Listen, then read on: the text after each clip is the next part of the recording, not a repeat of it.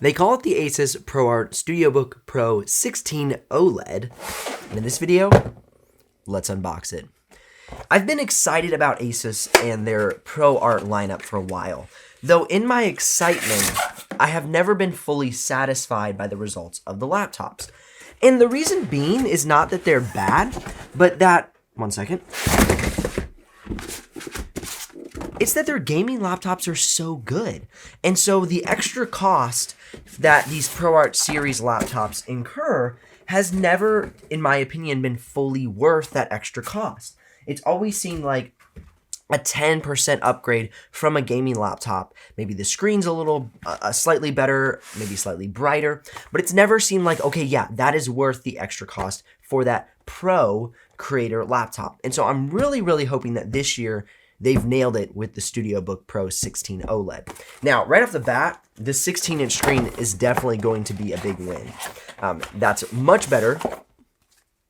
It's a nice charger block, 240-watt charger block. It's much better for creator tasks like your timeline in Premiere Pro, working in Photoshop, or whatever your creative tasks might have you. So the 16-inch screen is definitely a good move. We saw that in the M16. Awesome laptop, definitely great for creative professionals, but just not at full color accuracy. It's not that full OLED screen. And so we're going to get into this one and see if it has what it takes. And if you're curious about the full review, make sure you subscribe and ring the bell so you don't miss out on the future upload of that full review. But let's get unboxed right now. Love this. This actually has a wheel on it, so you can do wheelies with me. And so I'm excited to see what this wheel's functionality actually is like. ProArt. That is a handsome looking laptop. Right now, just off of the initial unboxing, that looks very similar to a G15 or an M16. So that actually makes me feel really good because I like those models a lot. And sorry about my scratchy voice. I've had a little bit of a cold. Ooh, man. All right. So far, this is feeling really good, y'all. And I'm not trying to hype this thing. I just like the M16 and the G15, and this looks very reminiscent of it. Okay. So we have an aluminum top cover, and it feels like an aluminum bottom cover as well. Much more refined. I don't know if I'm supposed to take that off, but I'm going to. Much more refined than the G15 and the M16.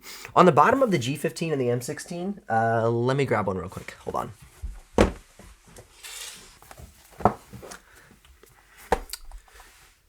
So on the bottom of the G15 and the M16, you have kind of like all these little notches.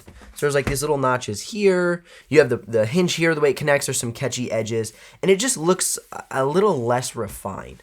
This looks very clean comparatively. You can see we have vents coming out of the back panel here. We have a vent on this side panel, on the other side panel. And then we may have a vent along the top of the... Yeah, we have a vent along here. Ooh, man. All right, sneak peek. We're going back down. So far, I'm liking the overall aesthetic. It definitely is less gamer, more of a professional look. Ooh, this is feeling like a good laptop so far. Now, we're going to get into the full benchmark results, and they actually sent me the Intel version of this laptop. Now, I know some of you might be upset about that. Ben, why didn't you get the Ryzen version? Well, I don't get to choose what they send me all the time. I requested the Intel or the Ryzen, said whatever you can get to me first. And they sent the Intel. Now, right off the bat, I have very oily hands, and ooh, that's a fingerprint disaster. So just keep that in mind. One way to get around that is to get the G15, but this thing is going to be hopefully packed with features and make it worth the fingerprints. But of course, as always, you can grab a microfiber cloth and just wipe that off. All right, let's keep moving forward here. Like I said, I like the build quality. Let's check for those catchy edges. I'm not seeing any catchy edges on the chassis here. Everything's been put together very nicely. You do have the RJ45 port kind of sticking out. I don't love that. I wish that would have had maybe one of those little drop-down folding doors. That would have made it more sleek. And then we have a USB Type-A, headphone jack, and an SD card slot. Fantastic. On the other side, we have Kensington lock, USB Type-A, your power adapter, HDMI, and then 2 USB Type-Cs, and these will be Thunderbolt because this is an Intel-equipped laptop. Keep in mind with an Intel-equipped laptop, you're going to have slightly better playback and slightly better export times out of Premiere Pro because of QuickSync. So as far as a creator laptop is concerned, at the moment, Intel to me is gonna probably be my personal choice if I'm running a lot of Premiere Pro and the Adobe suite. It's more optimized for Intel than it is for Ryzen. However, if you're doing a lot of like multitasking in other ways and gaming, then Ryzen may be a better option for you. But as far as a Pro package is concerned, I think Intel may be the better choice, and I wouldn't fully know until I got both in the studio, but this is just anticipating before results, just simply talking during the unboxing. As you saw earlier, like I mentioned with the design here, it has very similar design aesthetics to the M16. You can see it's got that little bump in that takes place there. But actually, one thing to point out, this kind of surprised me. This is the M16 16-inch laptop.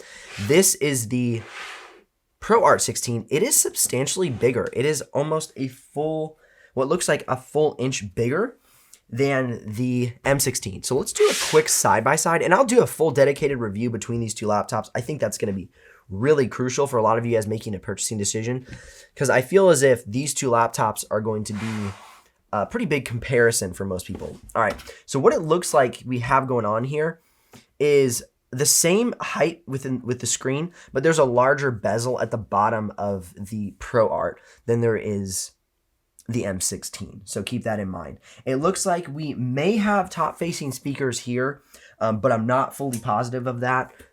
We do have some speaker grills on the bottom, so some sound might come out of the top vent or speaker grill here, where we know on the M16 that we have these kind of top bass speakers on the M16. We have an aluminum keyboard deck as well as the aluminum side panels. For some reason, we have the numpad. And we don't have a numpad on the dedicated gaming laptop. I don't ever use a numpad. As a creative professional, do you use a numpad? I'd like to know your thoughts on that. Second of all, it looks like we have 3 buttons here on the trackpad. I'm not sure what we're going to be using those for. I definitely know that I love the manual click, because there's so many times that I'm like clicking and dragging objects on a dedicated trackpad, and it like misses, or like it skips, or it just like stops moving. Because I do one of these, I'm so bad at this. I like click, drag, and then I go up here and I keep dragging, and sometimes the trackpad's like, what are you doing, bro? It doesn't recognize. So for this, I could just click and just keep dragging. So I actually really I like the dedicated click function button rather than the click being on the trackpad. Let's check out the keyboard real quick, see how it types. It's nice and quiet. The trackpad is secured very well to the chassis. Those click buttons are nice and soft and quiet. They're not too clicky and loud. And then this wheel. So it pushes down and it spins. I'm so curious what kind of functionality we're going to get out of that. And I'll go ahead and give you guys a quick sample of the webcam. Let's check it out. Here is the webcam on the StudioBook 16. It's actually pretty good. It's a little grainy. Of course, it is a 720p webcam, but I'm actually impressed with the color reproduction. It looks nice. All right, before we get too far into this review, let's go ahead and see if we can open and close it with one hand. It's a very firm hinge, but it still does open and close with one hand. It moves a tiny bit because it's such a firm hinge, but I really like how firm that hinge is. It's very satisfying. And then as it gets down, it should snap shut just fine. All right, let's check the screen flex here real quick. It does have some screen flex for sure. Probably about the same as the M16 and the G15. I like that aluminum top cover though. The build quality does seem nice in this laptop. I reviewed the ProArt 17 about a year or so back, and it was good, but it did not feel as solid as this laptop. This is an OLED screen. Should be bright, color accurate, have really good resolution, and those colors should also pop quite a lot as well. And so far as you can see, those colors do look really good.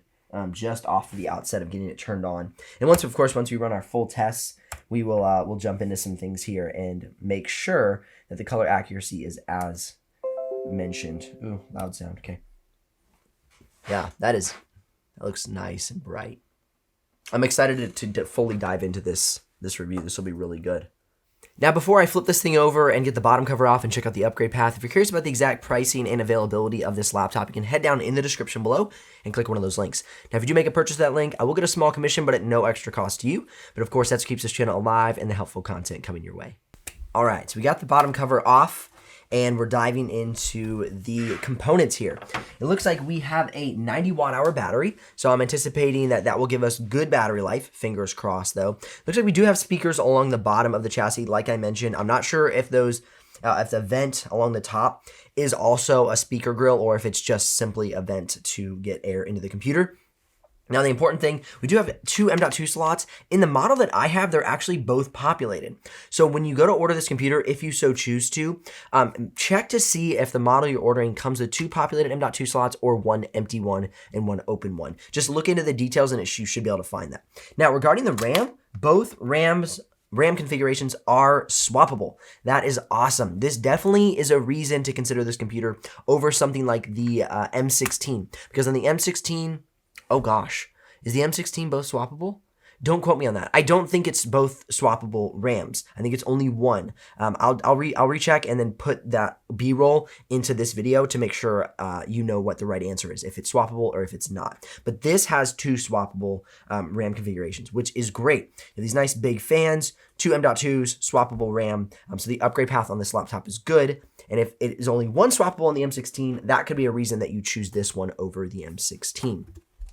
Well, I hope you enjoyed the unboxing. Links if you're ready to make a purchase, likes if this video has brought you some value, and subs if you want to miss out on the full review once it's uploaded. I'll see you here in the next one.